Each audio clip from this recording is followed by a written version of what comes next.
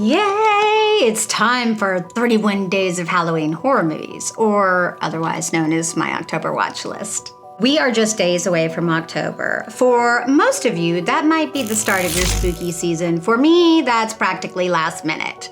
As I've mentioned before, I've already decorated outdoors, and I've finished my spooky village, which I'll show you in some upcoming videos. These are the films that get me into the spooky spirit for October and ready for Halloween. I've decided to make this theme the easiest theme possible, and it is actually a Halloween theme. Each of these films has to have some sort of Halloween reference. It needs to show a Halloween party, it needs to show Halloween costumes, it needs to take place on or around Halloween. Very simple. Also, I'm not going to spoil any of these films. I'm just going to give you a brief overview. I mean, there's 31 films on here. If I were to go into depth about all these or any of these, we'd be here forever. I'll list the movies below, so if you're interested in any of them, you can find the title and the year they were made and see them for yourself. For October 1st, we have 1986's Once Bitten. Directed by Howard Storm, it stars Lauren Hutton, Jim Carrey, and Karen Coppins. This is a vampire horror film, some of my favorites. Jim Carrey plays a high school virgin who is seduced by a 400-year-old vampire played by Lauren Hutton. Ooh, that's not good. Yeah, it was the 80s. She is immortal, but she needs to feed off a virgin 3 times before Halloween night so that she can keep her youth and her beauty. This film is totally 80s campy. It's a lot of fun and apparently very inappropriate now that I think about it. Virgins got harder to come by, you know. They had to kind of get younger. Woof. It's cute, it's fun, it has an amazing dance party scene that is absolutely ridiculous, and I loved it. For October 2nd, I have 2001's Donnie Darko. Directed by Richard Kelly, it stars Jake Gyllenhaal, Jenna Malone, and Maggie Gyllenhaal. This is a sci-fi horror film about a jet engine that crashes into a suburban home and into the room of Donnie Darko. Luckily, he's not there when the plane crashes, but afterward, things get weird, like really weird. There's a very cool bunny costume, and I'm sure everyone has seen it. We all know Frank the Bunny. This one is up to you to interpret what is actually happening here, but it's always been a phenomenal, amazing watch for me, and it's one that I can just put on and have in the background all the time. For October 3rd, I have 1982's Halloween 3 Season of the Witch. Directed by Tommy Lee Wallace, it stars Tom Atkins, Stacey Nelkin, and Dan O'Hurley. I am probably going to get a lot of crap for this, but Halloween 3 is my favorite out of the franchise. I know. Look, I enjoy the others too, but this one always stood out to me. Obviously, this one is different considering it's a sci-fi horror film and it centers around a company called Silver Shamrock. The company has created a series of masks which are absolutely amazing: a witch, a jack-o'-lantern, and a skull. Turns out, the company has way bigger plans than just selling their masks. Look, I realize Michael Myers isn't in this film, but I love it. Now, I'm glad that in recent years it has a major cult following, but I have loved this since I was a wee bairn. Like, I have always enjoyed this film. I've always found it to be so fun. I loved the concept of, you know, putting on the mask, and oh, I'm not supposed to spoil anything. So I just love this one, that is all. For October 4th, I have 2000's Ginger Snaps. Directed by John Fawcett, it stars Emily Perkins, Isabel Catherine, and Mimi Rogers. There are far too few Halloween werewolf films, I'm just saying. This is actually a coming-of-age film about 2 sisters who are absolutely obsessed with death. One of them gets bitten by a werewolf, and after she starts transforming, which is actually a metaphor for puberty, and it's very clever, the other sister tries to find a cure for her. The finale is on Halloween night. which I love. This movie has always been one of my favorites. It's a phenomenal film. It's a phenomenal werewolf film, and it has a Halloween party. So I love it. For October 5th, we have 1992's Ghostwatch. Directed by Leslie Manning, it stars Michael Parkinson, Sarah Green, and Mike Smith. A live broadcast attempts to prove the presence of paranormal activity. A reporter and crew go to a local haunted home, record it on Halloween night. An interesting note about Ghostwatch is that this film caused quite a controversy when it aired because they kind of aired it as if it was real. So people actually believed it and were scared and worried, kind of like a War of the Worlds radio broadcast. Yeah, this one is a great and fun watch. It also leads to my next pick since it's a nice companion with this. For October 6th, we have 2024's Late Night with the Devil. Directed by Colin and Cameron Cairns, it stars David Dastmalchian, Laura Gordon, and Ian Bliss. This is a found footage supernatural film, which is awesome. We again have a live broadcast, this time on Halloween night in 1977 with the Night Owls, hosted by Jack Delroy. Jack decides to bring on a young girl who is the only survivor of a satanic cult. Believed to be possessed, they try to conjure up the demon within.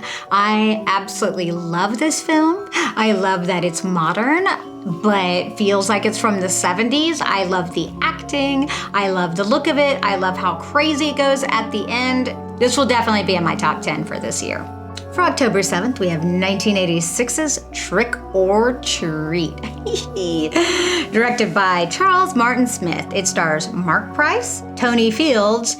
It also has Gene Simmons and Ozzy Osbourne. Sammy Kerr, an infamous rock star, passes away in a hotel fire. His biggest fan, Eddie, a teenager who goes to the same high school as Kerr did, seeks comfort with the local DJ Nuke. That's actually who Gene Simmons plays. Nuke gives Eddie the master copy of Kerr's last and unreleased album, Songs in the Key of Death. Of course, Eddie plays it backward. In doing so, he resurrects Kerr. This film is not for everyone. It is 80s. It is questionable as far as its quality. I think it's phenomenal. I think it's high quality, especially for the 80s. But this movie is so much fun. Like, I love this film. It's ridiculous and awesome. For October 8th, we have 2009's Trick or Treat. Not to be confused with Trick or Treat. Trick or Trick-er. See? R, or, O-R. Directed by Michael Dougherty, stars Dylan Baker, Rochelle Aites, and Anna Paquin. This is an anthology film with a wraparound that follows Sam, a little trick-or-treater that kind of looks like he's dressed like a scarecrow in like a little footed pajama onesie. It's super cute, actually. It's got rules for Halloween. It's got vampires and werewolves and ghosts. It's a staple for me every Halloween. Every October I watch this at some point because it's just such a great anthology and I really enjoyed it. In anticipation of October 11th's release of Terrifier 3, I thought for the 9th and the 10th, which I'm putting together, I would do the Terrifier and Terrifier 2. It is directed by Damien Leone, and it stars David Howard Thornton, Jenna Cannell, and Lauren Lavera. I'm sure you're very familiar with Terrifier franchise and Art the Clown. I mean, he's everywhere these days. It's a supernatural slasher that up to this point has actually taken place on Halloween night. But this year, we've got a major Christmas vibes going on, so I'm pretty excited about that one. It's obviously known for its gore, but it's done incredibly well, and it is so good. It's not for everyone because of that, and I understand that, but it's definitely for me. And so the 9th and the 10th, I'll be watching these before the 11th and Terrifier 3. For October 11th, I have 2019's Candy Corn. Directed by Josh Hasty, it stars Courtney Gaines, Pancho Moeller and PJ Souls. This is a supernatural slasher that takes place over Halloween, where a group of teenagers who bullies this particular dude like every year for some reason on this night actually bullies him and goes too far. When the carnival finds out that he's died, they plan revenge. It is an indie film, but it's shot very well. It has some amazing cameos and amazing actors, and I just absolutely love Pancho as Dr. Death. He's awesome. For October 12th, I have 1999's Idle Hands. Directed by Rodman Flender. It stars Devon Sawa, Seth Green, and Eldon Henson. This is a comedy horror that is set around Halloween. A teen who discovers his right hand has become possessed by a demon and it's killing everyone around him. Meanwhile, a priestess who's played by Vivica Fox, who's like super hot in this, is trying to stop it. This movie's silly. It's really silly, but it's fun. For October 13th, we have 2023's Dark Harvest. Directed by David Slade. It stars Casey Likes, Amira Crutchfield, and Dustin Sedamer. This is a supernatural horror. Every year in a small town, an annual Halloween competition takes place called The Run. The winner gets money and a car, and they're able to leave the town and go out and make their own life. The goal of the competition is to stop a monster called Sawtooth Jack from reaching the church.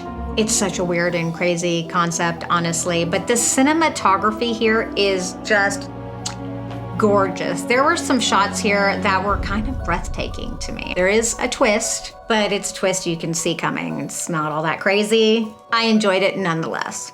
For October 14th, we have 2019's Haunt, directed by Scott Beck and Brian Woods, and it stars Katie Stevens, Will Britton, and Lauren McLean. This is a slasher with a group of college kids who decide to attend a random haunted house. I think they like pass it and just go, oh, let's just go there. Okay, sounds fun. Someone in a clown mask greets them and makes them sign a liability waiver and put their cell phones in a lockbox. Now, they do get the key to the lockbox. That's a ton of red flags for me. That would be a no. And of course, this haunted attraction isn't what it appears to be. I loved the masks that they used for this. The reveals are very cool. I enjoyed it a lot. Like the way it's shot, feels very Halloween-y. I dig it. We're almost halfway there. For October 15th, we have 1989's C.H.U.D 2, Bud the Chud. Yeah, this might be a surprising one on my list for some of you. Directed by David Irving, it stars Brian Robbins, Trisha Lee Fisher, and Garrett Graham. The government uses the creatures from the first film to create super soldiers, or more effective killing machines. That's basically the only connection to the first film. like that's it. That is basically it. This is a completely different film. Of course, it goes horribly wrong and they create zombies instead. There's a killer poodle in this, which is amazing. It's not scary at all, and it's definitely questionably good, but I think it's phenomenal and I love it, and it is so funny. For October 16th, we have 2023's Totally Killer. Directed by Nanachka Khan, I hope I got that right. It stars Kiernan Shipka, Olivia Holt, and Charlie Gillespie. This is a comedy slasher. It's very funny, and it was actually on my top 10 because I love this film. Jamie travels back in time to the 80s. While there, she tries to solve a murder about the Sweet 16 killer that involved her mother. This movie has so many references to the 80s. It's not scary, but it's funny.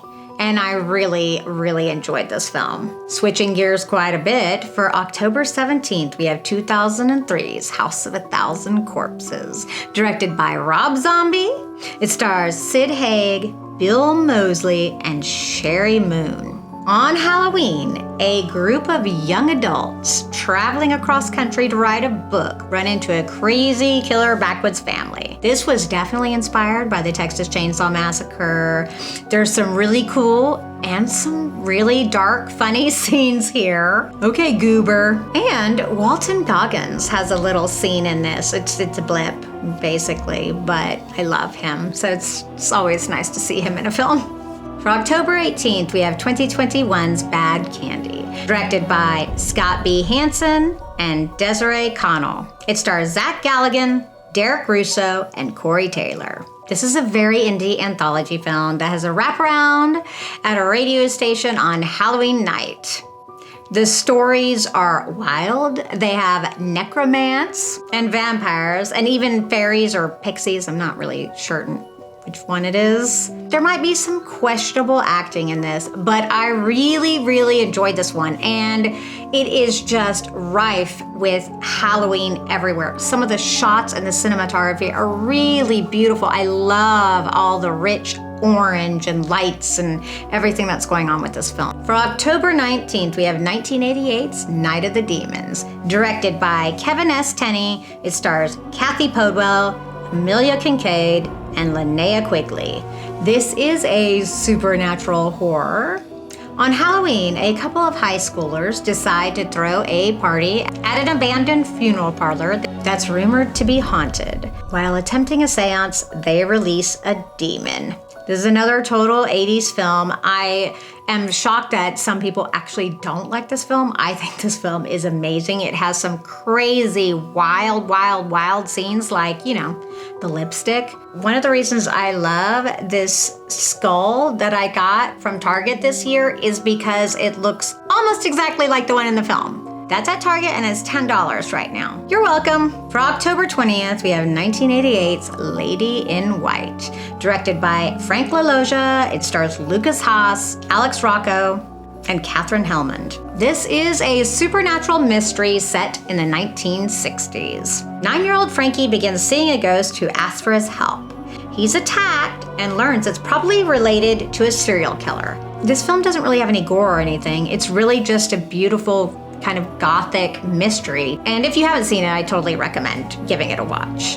For October 21st, we have 2022's Murder Party, directed by Jeremy Saulnier, stars Chris Sharp, Sandy Barnett, and Macon Blair. This is a horror comedy set on Halloween. Christopher, who is rather lonely, finds an invitation to a murder party sent by a group of art students. He literally has nothing else to do, so he bakes some pumpkin bread, makes a cardboard costume, and heads out. Turns out that it's just a trap to murder in order to get a grant from a wealthy patron. This is a really indie, low budget film. It's a fun little watch, and I totally believe in supporting all of these indie films, and I think this one is cute, and it's funny. I chuckle like every time I see it, and the poor dude is he's really just a victim of his own sadness, which is actually sad. For October 22nd, we have 2018's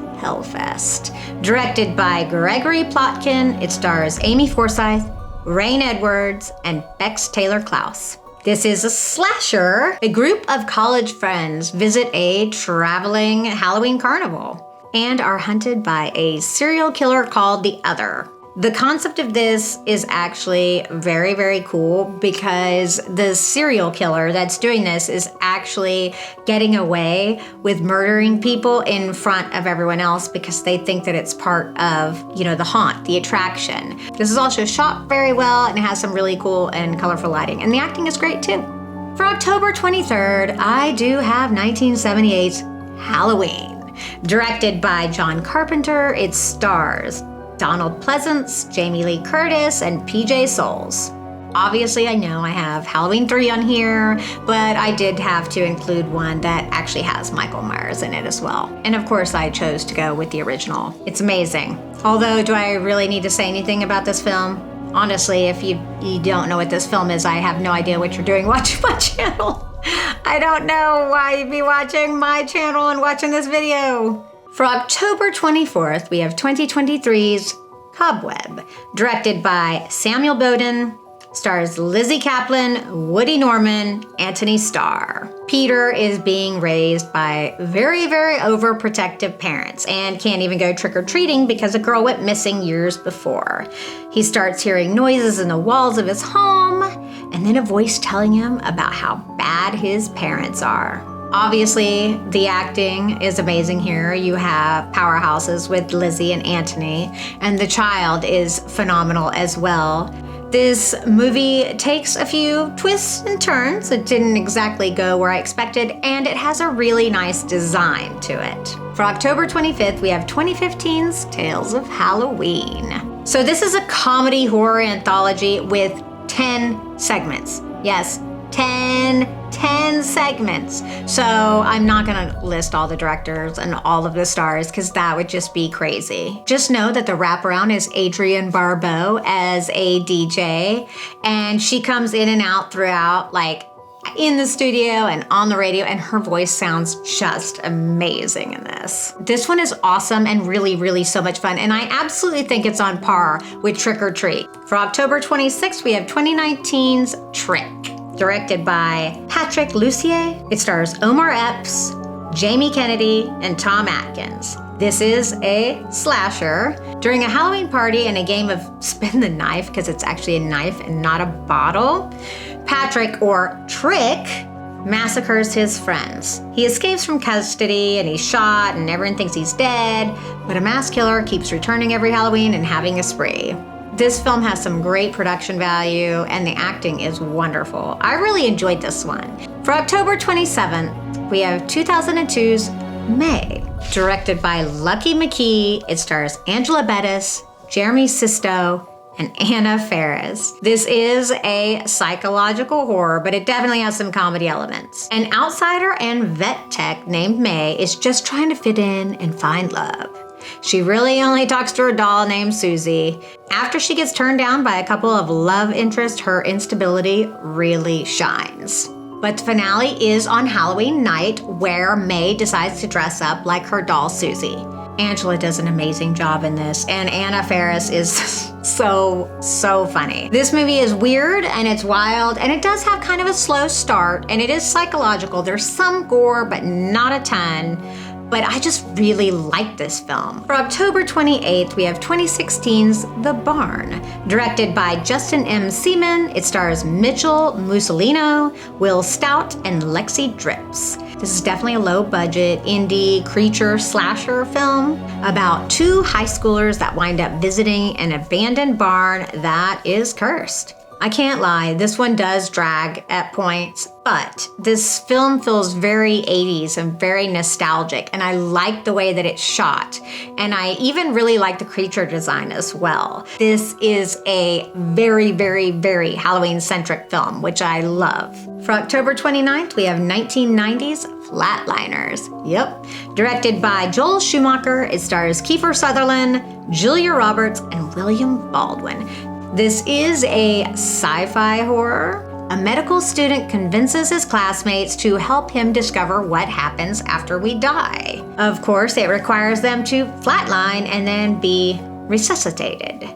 Everyone that participates in the experiment starts seeing weird and crazy visions, and things start happening to them. They start hallucinating. This is an awesome film. I know there was a remake and I did not enjoy that. Sorry to say to those of you who did, but I love this one, the classic, "Today is a good day to die." And I just love that line from Kiefer Sutherland. I think this is definitely one you should check out. For October 30th, we have 1986's Neon Maniacs. Yeah.